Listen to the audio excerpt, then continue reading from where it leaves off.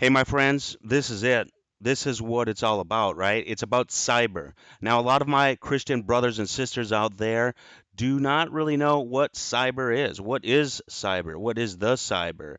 Are we in a world now where we have to really worry about things like the Terminator? As you see this image here, for those of you in this generation, my generation, have seen the Terminator 2 out there and wondered if that could ever happen. They see this ominous skull with realistic teeth, and it's just an interesting photo that has resonated with my generation, and I think even generations that have followed, because this is an iconic picture of what people feel like is cyber. Okay, so my brothers and sisters, this channel here today is to do more than cyber.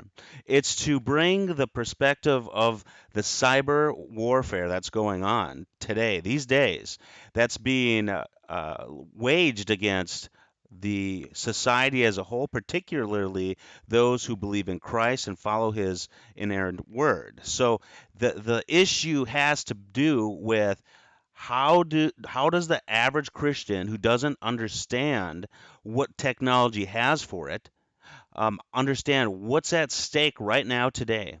So this channel has to do with helping you translate stories like this into our worldview, okay, as well as the politics, how it's all intertwined together. That's why this show, Cyber, Christ, and Country, okay, cyber, I bring that perspective to you because that's my world. And I tell you what, ladies and gentlemen, while this is scary enough looking at this, the worst is not yet here, okay? Because people right now are actually suppressing uh, large groups of people, suppressing freedom of speech. And I'm not even going to get into who it is and who it isn't just yet, but we will talk about some of those things. But the way that the technology industry has dominance over the information we see. Okay, we see information out there in the world of cyber, and when it gets filtered or funneled or developed, and given to us on a platter, that's the food we eat. Now, if you don't have your mind wrapped inside your Bible, guess what? Guess what, my friends? If you're a little loose on that, guess what? You are getting fed everything that the industry thinks that you should be listening to. And got news for you. It's not Bible based, okay? The industry is not Bible based, not a Bible based cyber industry out there. Now, let's step back 1 second. And what is cyber? You've heard of cyber before. You've heard of it probably in different terms: cybersecurity, cyber warfare. Okay, the cyber but what does it mean? What does cyber mean? Well, cyber means this: it's the point in society when you become so dependent upon the technology that if the technology was not there, you would not be able to function. Okay, you would not be able to survive. Okay, and so what point in history did we cross from non-cyber into the cyber era? Okay, that's the question you need to ask, and I would suggest that it has happened um, probably more fully within the last 5 years.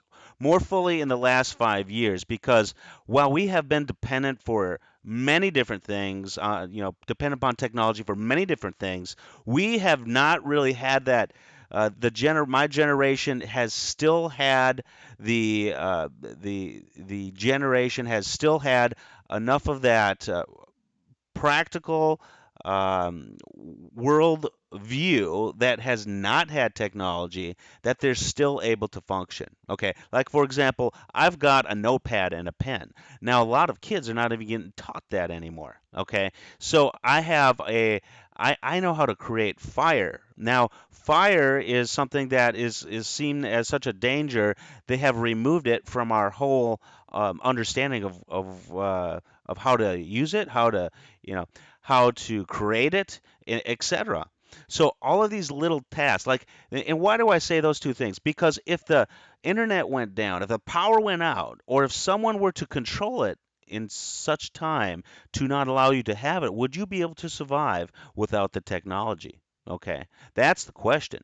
Now, there's a good part of America who's still in rural America who may not have great access to the internet, but it is increasingly becoming a dependency. And when you're so dependent upon it that you would really not have the life skills to truly survive, then that's when we have entered into the cyber era. And I believe that we are there. Now, there's no going back, too. So it's like you kind of cross this precipice, and there's nothing you can do but try to understand the new paradigm of where we and how we live right now, so that you can better prepare yourself, one as a Christian, and one, well, primarily as a Christian follower, with all the responsibilities that come with it, as a steward of your family, as a husband or wife, or if you're not married and you choose that path, or if that's the path God has for you,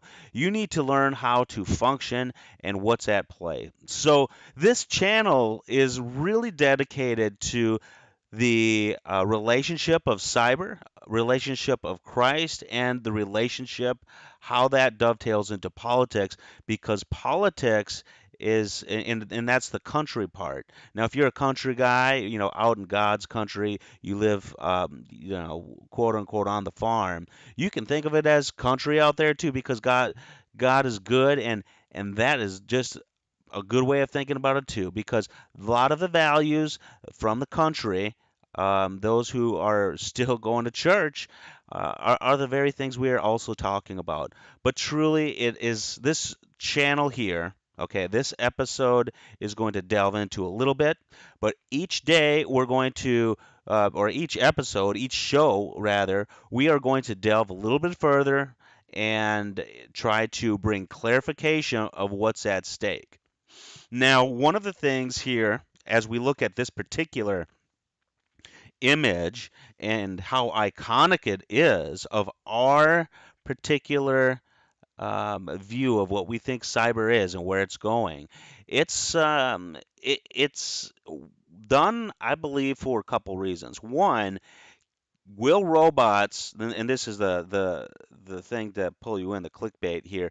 Robot manufacturers warn bug in AI code will lead to murder sprees. Now, what does that mean? Does it mean murder sprees from the particular cyber robot, the AI, artificial intelligence? And for you, those of you who do not know, the vernacular AI means artificial intelligence, as if the issue is that if we develop programs and robots to respond to those programs, to think for themselves, is that bug going to lead to murder sprees by the robots or by the people? So one wants to click in here and understand that more. And it's a bit of a shocking video in some ways, because when you look at it, and let me see if I can click on it. Here we go right here. You see how this really odd looking device that's, look at this.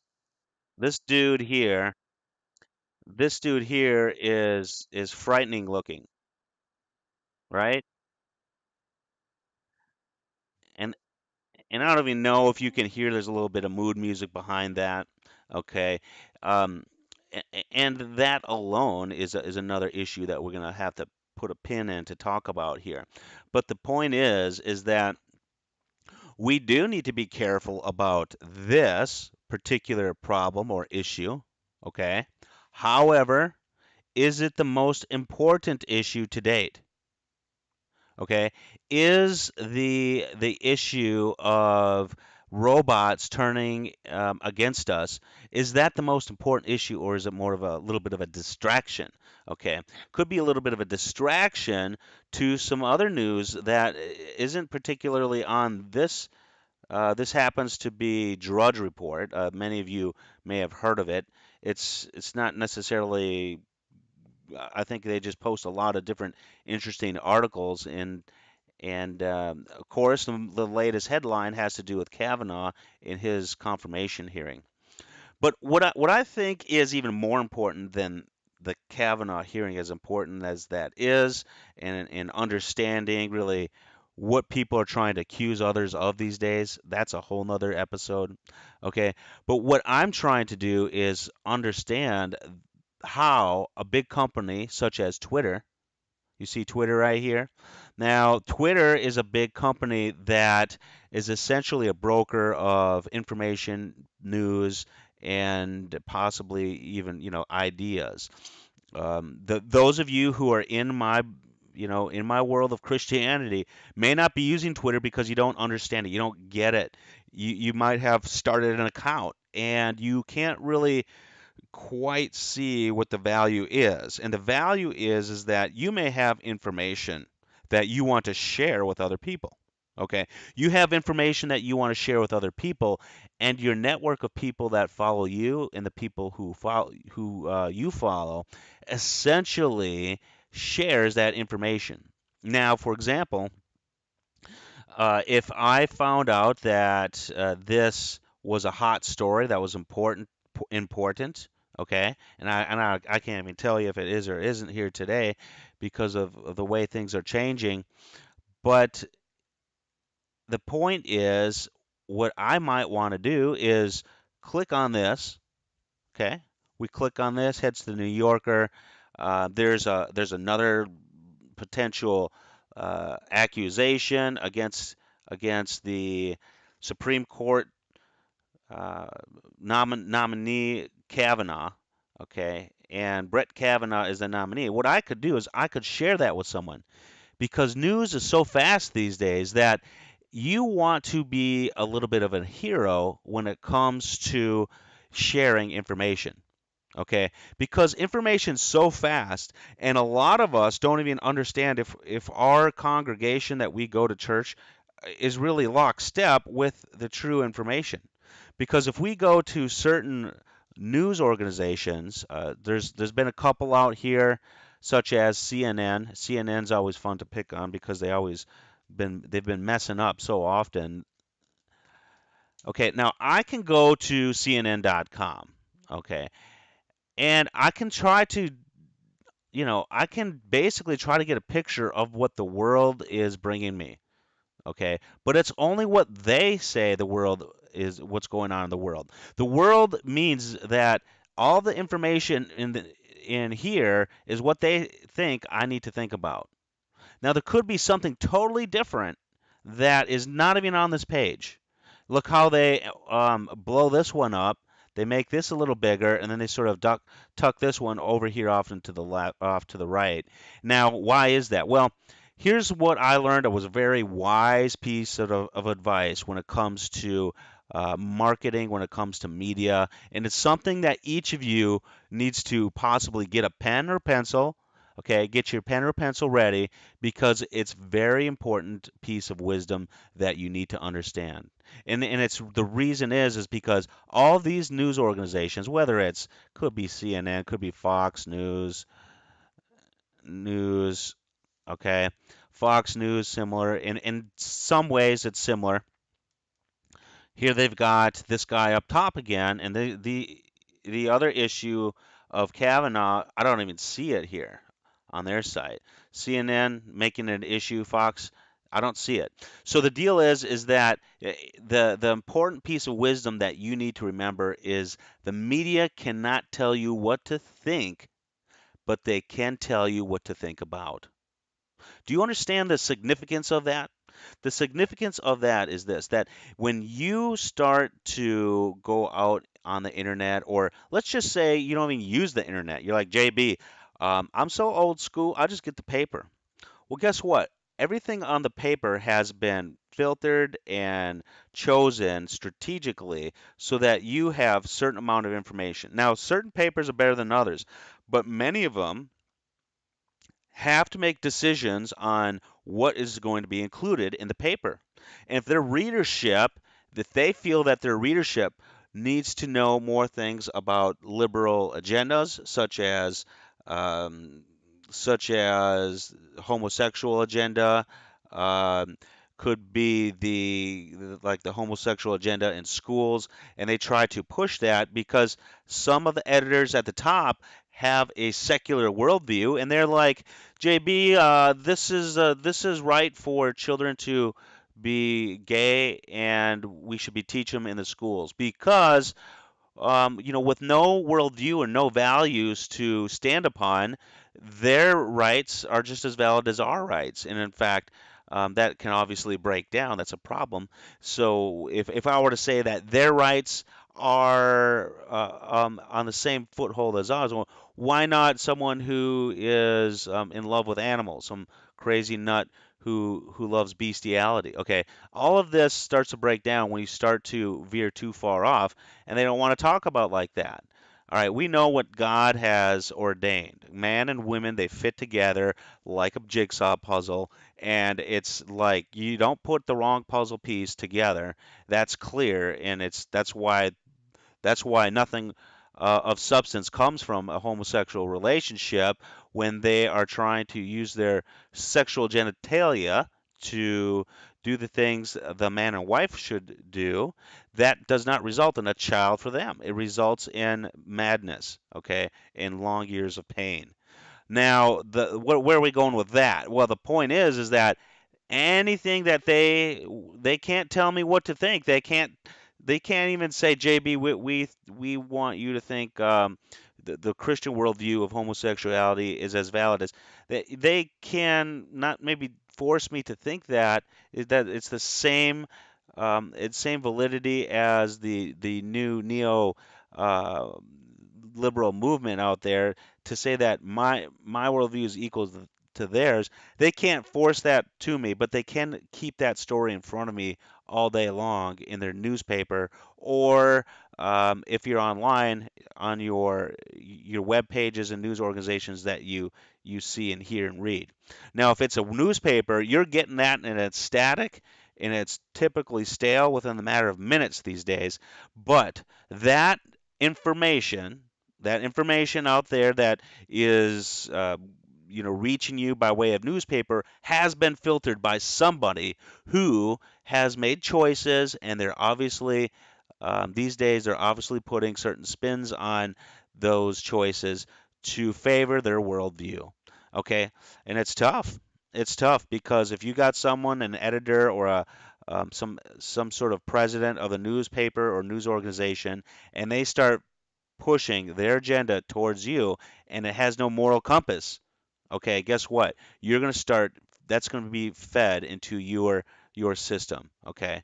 Now, it's tough because, if you can't truly have a secular worldview, because any worldview is your own worldview with your own bias. If you're not living to the Christian worldview, okay, even there's some variation, but if you're not living to the biblical principles taught in the Bible, then where does your moral compass come from? And if it's secular, then that's the worldview that you have, and guess what? That has ramifications, big ramifications. So you have no value base other than what the norms of society are. And if norms of society has a fad of, let's say, um, gender identity confusion amongst teenage girls because there's a fad, okay, then guess what? That's the stuff that you're gonna hear about and see about because that's what the newspaper wants you to have. Now, you understand that. What did I say? I said the media cannot tell you what to think, but they can tell you what to think about. Right here, to tell me to think about this dude. If I'm on CNN, think about that dude, think about this. They're going to try to influence me even, but they can't formally do that without making a logical, strong case. But they can tell me to keep thinking about this if I choose to keep coming here. Now, compare and contrast that to Twitter.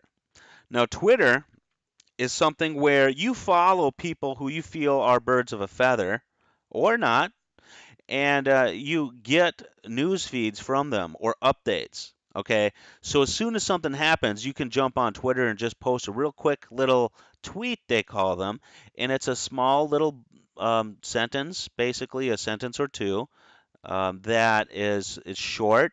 They don't allow you to post too much. They really actually prevent you from posting too much.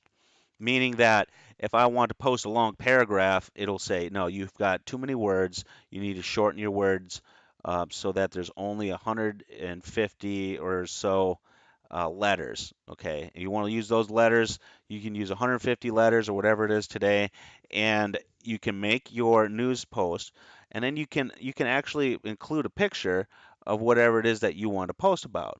So if you want to know about information fast and your network's out there, your network of maybe it's fellow believers or maybe it's fellow non-believers or maybe it's people who you're trying to reach possibly.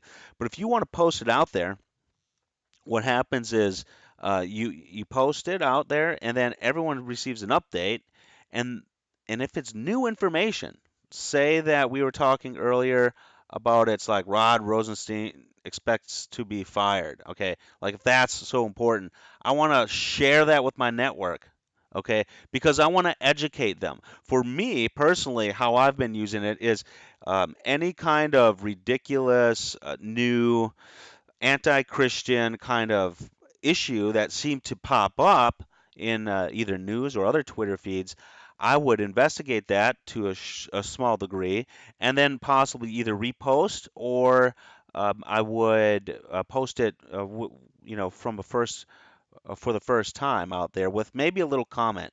I've taken more of the stand of trying to repost a little bit what I see that's egregious, not making too many comments, but now's the time to make some comments. But the problem is that if this becomes a source of news, then who's to say that my Christian worldview is valid or okay? Okay, so the thing about the First Amendment is part of it is allowing us freedom of expression, but not freedom from being offended. Okay, if we're able to express ourselves, we will offend people. And in fact, as a Christian, the cross is offensive. That's something that a lot of people have heard before. I think I heard that from a Billy Graham sermon one time that the cross is offensive, and it is because what it does is it reveals the truth that God has come to save us for our sins, and people don't want to even acknowledge their sins. Right there, that becomes an offense. Okay, where am I going with this, JB? Where are you going? Well, I'll tell you what. Now, if I'm posting about Christian-related things, it's okay today. It's okay today because I have a certain amount of freedom of speech on this Twitter website or platform. They call Twitter a platform because the website is here at Twitter, but everything that happens inside the website is its platform. All right. Now, if my worldview isn't challenged today, but other people's worldviews are challenged, and let's take this guy James Woods, who had he posted something that really was more of a political commentary, a little bit of sarcasm mixed in with the craziness of the liberal agenda today. Here it is right here. It says these little pictures with little words are have been referred to as memes. Okay, I'm not going to get into the meme or where that definition came from, but this is what it is. It's a picture with little words of some expressions. Sometimes you get a certain expression, you put some words up against this, and it's almost like a little joke, or it's a little food for thought, or it could be something meaningful and heartwarming, anything. But these little pictures have, I guess our world has figured out that people like short little bursts of information and then like a little picture to kind of like help it resonate in our minds. Here's what he posted though. He says pretty scary that there's here's what the meme says. Let's read the meme first. We're making a woman's vote worth more by staying home. So the irony is that there's a Me Too feminist movement these days, and it sort of leaves the male population sort of scratching their head. How can we support that? And there's a lot of liberals who do so many crazy things that the idea here is that maybe these guys who are liberal, maybe they say they're liberal, they just stay home from voting so that the woman's vote would be worth more. Kind of like ironic. But of course, if they stayed home, their vote wouldn't count, right? And it's sort of like a little bit the word play upon the picture, and it's kind of ironic, and obviously they're going after the Democrats, and because they're trying to sort of showcase that some of what they're doing out there, these Democrats, or not every Democrat, but a lot of the leadership in the Democrat political group are doing so many crazy things that this almost kind of doesn't sound too far-fetched, really, the way some thinking's going. Well, let's hear what James Woods, an actor who's kind of considered a conservative actor, who posts out here, conservative thought leader, let's say. Pretty scary that there is a distinct possibility that this could be real. This is the meme, right? And then he qualifies this as not likely, but in this day and age of absolute liberal insanity, it is at least possible. I mean, he totally qualifies us even with really this run-on sentence even, and sort of this is all he posted. He posted this, and what happened is that Twitter is now censoring what we are talking about, what we are sharing. So the post that the community that I subscribe to, and maybe I subscribe to James Wood, I can't remember. I did for a while. Sometimes I back off. But basically, the people who I subscribe to or follow, they say, those are people I'm looking for information from.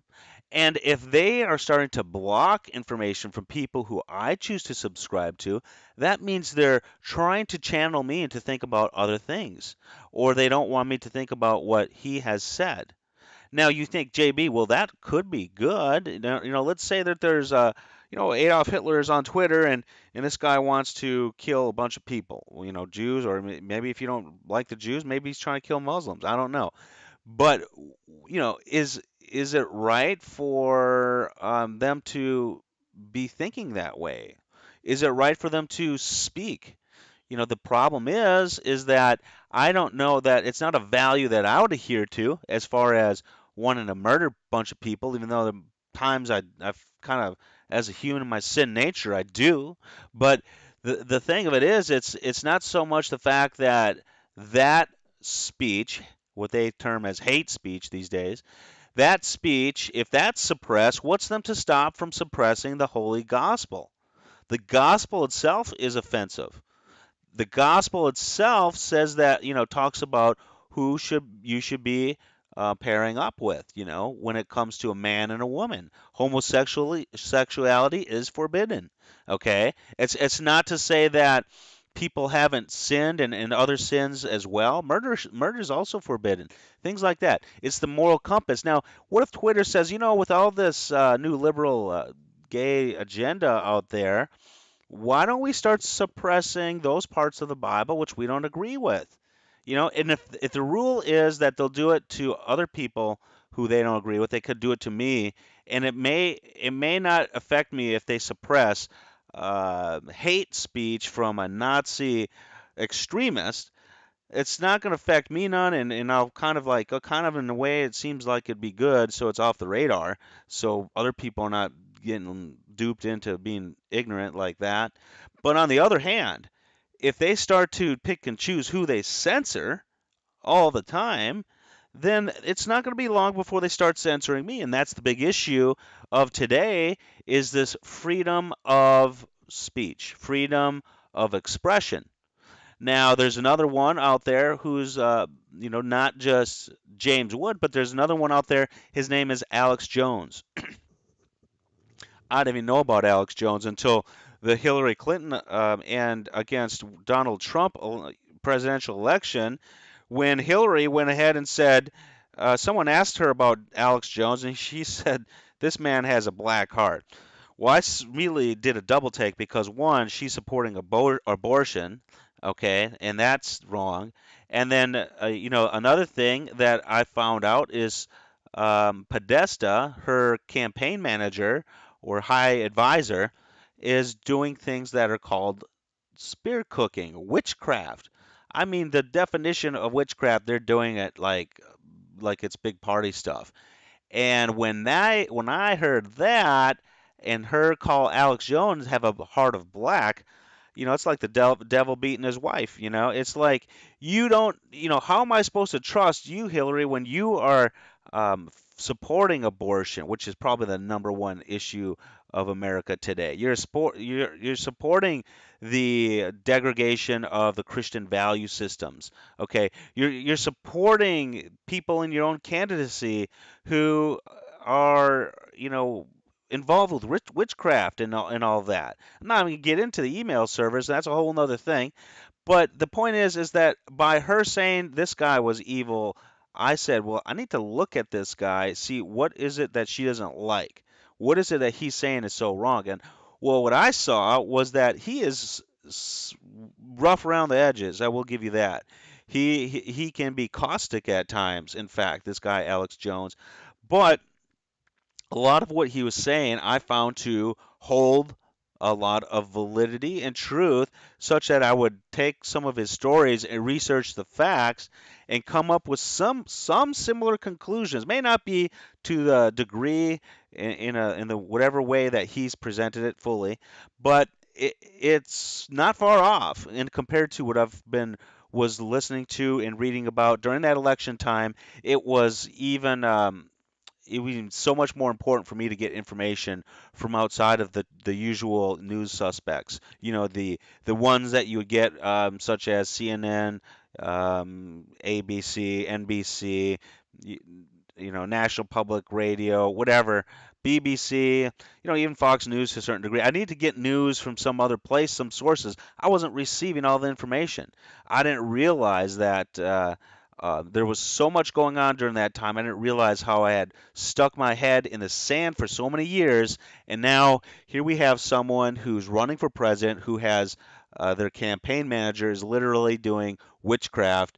And the apple don't fall too far from the tree, my friends. If that's in his sphere and she possibly totally oblivious to it, because the deceiver is, does know how to trick people, but there's been other things that she's done too that were of like kind, and voodoo and different things like this equal witchcraft things. I'm not saying she's a voodoo priestess or anything, but some of the stuff that she's gone and talked about and the way she's talked about it. But the abortion alone is like of the devil. The fact that you would want to be able to stand up during a presidential debate and assert that abortion is pretty fine and necessary may be tough. Why would it be tough if abortion's so fine? It shouldn't be tough, but it's a ridiculous argument, and it supports that agenda. What is going on, JB? Why are you telling me all this? Well, the reason why I am telling you this is because this is part of cyber. Okay, not this guy. I don't know who he is, but this is part of cyber. The fact that this electronic platform is using information and trying to now steer you in certain directions, and we're becoming so dependent upon platforms like this, or if it's a Facebook page, or if it's something else, that we become so dependent upon it, we become to trust it. We come to trust it. Okay, we come to trust it as a valued tool in our arsenal of against those who would oppose Christ, but really to bring them to Christ. Okay, now if this is a tool and we become dependent upon it, that fits the definition that I gave earlier. It's the point cyber. We're in the cyber age, and that was the point when we become more dependent upon technology and the like, so that we really cannot live fully without it. Okay, when we become so dependent that we cannot live without that technology, then now we have switched into the cyber age. Some people have said, "Hey, JB, this is the information age," and I tell you what, that's partially true too. It's partially true because without the information, and information's so key, it's you're going to be stuck. In fact, and that what further emphasizes my point of cyber is that this is like a continuous stream of information. You see, since we've been talking here, someone else has already posted something.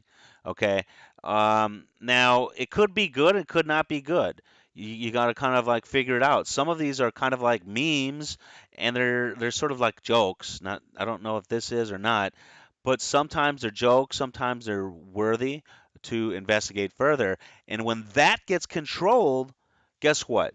We are stuck. We're stuck like Chuck because Twitter will start to say, look, I don't like this guy.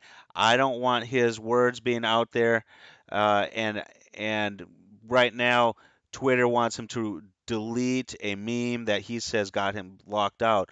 Why does he have to do that for? Well, he has to do that because Twitter, this Twitter platform here, does not support First Amendment free speech. They want to censor certain things. And some things you're like, geez, that makes sense, JB. You can't have someone saying F bombs. But the point of it is I can censor it myself. I can block, I can block people. I can, like, block this person or whoever that is. Or I can choose to just remove them from a following list so that I don't see this dude anymore, this guy who tweets it. Like, I can filter this myself if I don't like it. That's the sort of part of the beauty behind this tool is that I have control over this myself. I'm not dependent upon other organizations or individuals. All right, so we went off into a couple different areas, right? We went into the AI, artificial intelligence, and we went into Twitter and how that's impacting our lives and worlds. Now, just to recap, that is the problem is that when Twitter is trying to filter any information, good, bad, or ugly, the time will come when they want to filter the Holy Scriptures. They want to filter our voice. They want to filter what we can say and how we can bring people to Christ. Now, part of that is the Holy Spirit moving on people as we speak to them about Christ and the gospel, and in the Bible as a whole. Okay, so there's God's already doing a lot of that work, and He's not rattled by this, but He does understand. He puts people to in charge, and it charges them with certain responsibilities to bring information out in the open, to bring truth to light. Okay, uh, bring the light to issues to so that they that's what truth's about. It's about shining light on stuff. And so some people like me have I've been actually sucking in a lot of this information, whatever the case is. We've got the Kavanaugh hearings, we've got um, other senators who are part of the Democrat groups. They're trying to get away with some of the very things the Democrat Party are trying to accuse Kavanaugh of, meaning sexual harassment or stuff. And I was getting so frustrated with what I was seeing that I realized that I'm becoming a consumer extraordinaire, but not producing anything. And why is my opinion valuable to you? Why is my opinion valuable to you? My opinion's valuable to you for this reason is because I'm in this industry. I'm with some of the biggest companies in the world consulting on the very topics of cybersecurity, cyber privacy, data collection, okay, data classification. All of this are tools that I have in my pocket. God's blessed me with this in many different ways. Lord knows I don't deserve it. I don't deserve the career and the knowledge that I've acquired. But what I can tell you is that it's just what it is. And so with that, that is why I'm bringing you this new perspective. And as stories come in, you are part of this process by trying to help me understand what is important. What am I missing out here in the news world? Okay. Is it this guy or is it something else to say that China's cracking down on Christians?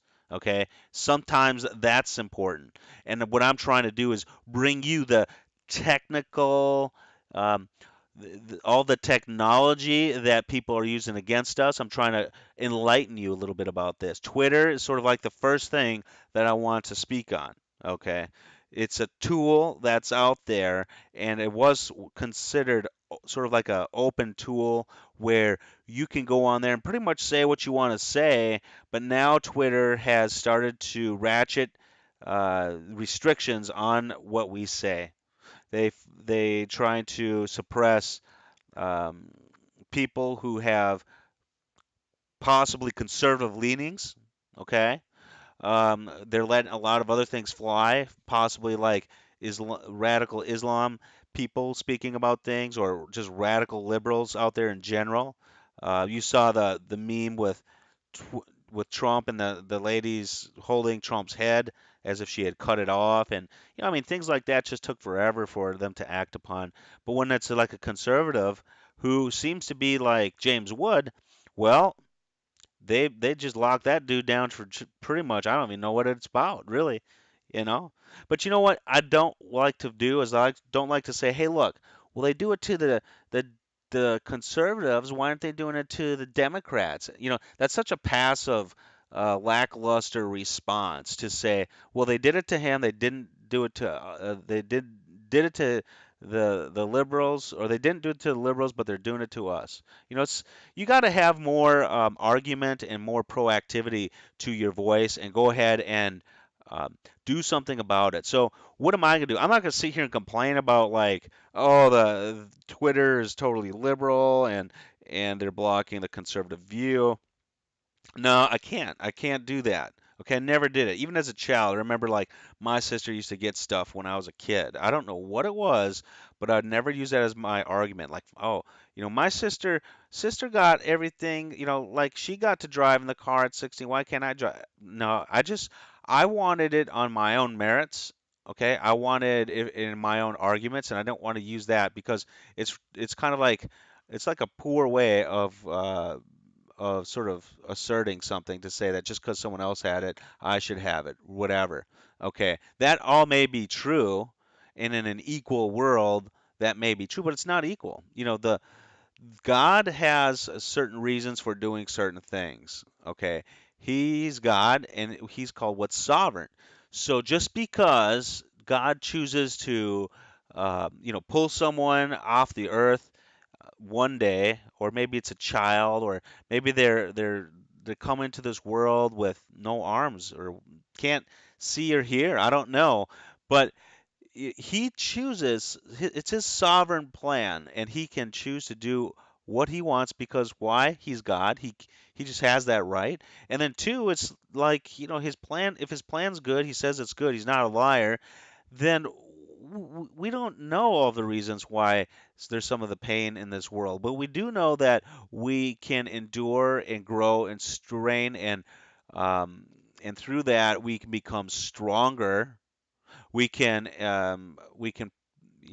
become new creatures even through the struggles and pain that we've had for doing God's will. And we're going to have pain, and that's not to be denied. But my point is that I'm here to start the program to help our Christian brothers and sisters learn about the cyber dynamics and how companies and people are manipulating those tools to affect our people. Now you've seen things about Google too. Google has been in the news recently, and Google has also been sort of hit with some controversy because what happened? What did Google do? They were found. We go back to that presidential campaign. Let's see, Google. We just put Google in here, Google in the tweeter here, and then let's just say Google executive um, yeah, election, presidential election. We better put presidential election. Now you put that in. Here's what you're gonna find all kinds of stuff here. The executives got together and put their most enlightened elite on stage to discuss the election results and how to best move the company forward. Okay, that's what World Health News says. But you go somewhere else and it'll actually show these executives up on stage and basically influencing their whole company. Because if you are a person in mid level management, or you're just a worker bee at the bottom and you're trying to move up the chain, improve the world, and you're trying to make money a little bit, grow, climb the corporate ladder, so to speak, you're not going to be able to climb the corporate ladder if you go out there and say, "Hey, look, if the executives are actually supporting Hillary in such a way that they're changing results, possibly where people search from Google and they pull up, they search for Trump, and like they'll have like Adolf Hitler come up or something like that. You know what I mean? It's kind of like, come on, what's going on? And so the videos that surface are them sort of putting their executive influence on the rest of the company and being so mournful after Hillary lost. And the message is that if you are opposed to my emotion, her emotion, or people's emotions of their support for Hillary in their dying ways, then that is not going to be good for your career path. Okay, people are going to have a hard time. They're going to say, "Hey, JB was the one who, when we were mourning, he said, well, I feel for you guys, but I really want to congratulate Donald Trump for his great victory." They're going to say, "JB, that guy, he's the one who talked about Donald Trump in our on our executive all hands meeting. How is it? No, we're not going to let this JB guy become a senior manager. We're not going to let JB become a director of our company. In fact, we need to figure out how we can kind of shed people like JB. Is he doing any of the supposed volunteer groups that we support?" And what they do then is they have a list of volunteer support groups that you can volunteer for on behalf of Google. And what they do is they say, "Well, I tell you what, here JB wants to be an executive director. Susie wants to be an executive director, and Chang wants to be an executive director. Which one of you guys, if let's say all of you all are equal as far as performance and stuff, which one of you have spent at least 40 hours volunteering for one of our preferred volunteer organizations?" And then JB's like, "Well, I volunteer at my church." They're like, "Well, that doesn't count because it's not one of our preferred volunteer organizations." And then JB is like, "That's me." Let's just say I ask them, "Well, let me look at your volunteer organizations. So you got the National Gay Lesbian Rights Group, you've got the anti-gun group, the anti-Trump group, the pro-Hillary group. Well, which one of these really aligns with my values?" They're like, "Well, that's not our problem. Those have been vetted by the company." So you get kind of stuck in a catch 22. So you won't get advanced because you're not falling into their agenda, and if you speak out against their agenda, you're going to doubly not get advanced. And you're not going to have anyone who's going to be able to nail all this together and sort of like give that picture to the lawyer. The lawyer brings it to the anti-discrimination group, and then you sue them, and then you get some reparation money. It just doesn't really work like that. You can do that, but it doesn't have that same flavor as someone who's being truly discriminated, who's like disabled, or who's just the like oh, she's black, and she can't do the job because like if that was an issue, you can't, if someone like who's black who got um denied a job really truly because they were black, um, that would be a discrimination lawsuit that would go right through. It would go right through the court systems really quick, and no one would have any qualms about it. Okay, but someone who says, "Well, they're discriminating against me because they're not allowing these volunteer organizations that are lined up with my values, and thereby I can't advance." And then when I spoke my values, they had body language which suggested distaste for me and my opinions. They're not going to do that. They're not going to document these things. It's rare when they document them trying to use their influence to suppress someone who has maybe a more Bible-based viewpoint. Okay, they'll be like, "Oh, you like Jesus, huh? That's the same Jesus who didn't want any homosexuals, right?" You're gonna be like, "Well, yeah, absolutely. That's a worldview. Our Bible has man and woman as the relationship and the family. It doesn't have homosexuals, absolutely, and they forbid that." Well, that's such a extreme viewpoint. We're not gonna, they're not gonna allow me to even get to those points. They're not gonna say it out loud. They're just gonna silently blackball me or you or whoever who has views like that. So Google online, when they go ahead and have these executive all hands meetings, and then they disseminate that, or the tone of what was said is expected to be broadcast to people verbally and not on email, then that's the culture that develops from their leadership. It's very difficult. You look at all the problems companies have, it all comes down to leadership and how they try to steer the company. And it's very difficult these days to navigate the waters of moral having uh, a solid moral framework, because what is that? Unless you have a moral framework that was given by God, you're creating your own moral framework, and it changes with the wind, okay? It changes with the popularity. I mean, who had thought that, people would think it's okay to go punch and violently attack, let's say someone with a conservative viewpoint, or if they want to call it that, okay, or a Bible-based viewpoint.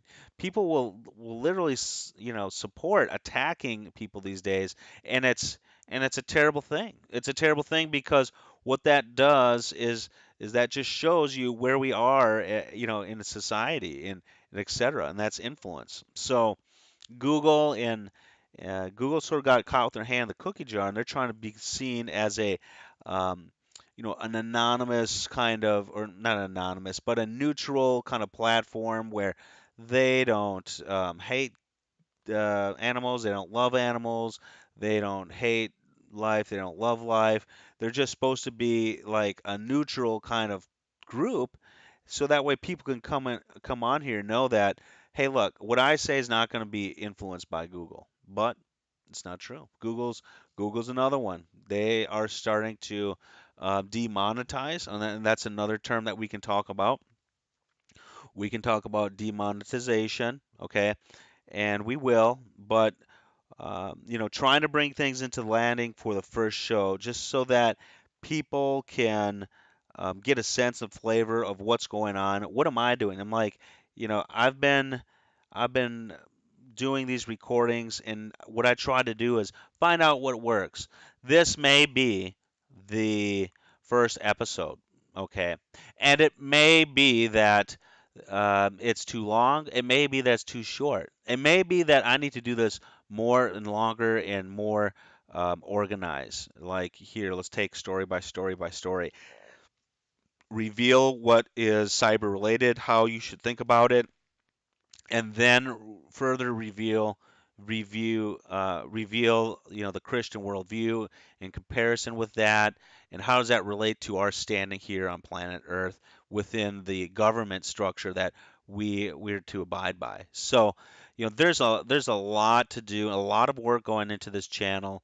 I've got a lot of advisors out in LA and different areas. I really would appreciate your prayers. If this is a way to glorify God, I sure hope so. I hope it's not me, because be honest with you, I was a little reluctant to even start this, and that's sometimes a good sign if you're a little scared, a little frightened, and wanted just to make sure it's not you, it's not me, it's for my sake, okay? There's some other channels I did for my sake, but this is something I truly feel is necessary for the brothers and sisters of Christ to have a resource out here in the world who knows all of the technology and how it's being used against us or for us, and how we can not only be aware of the technology that's being used against us, but also use and leverage the technology in such a way that it's used for the kingdom of God.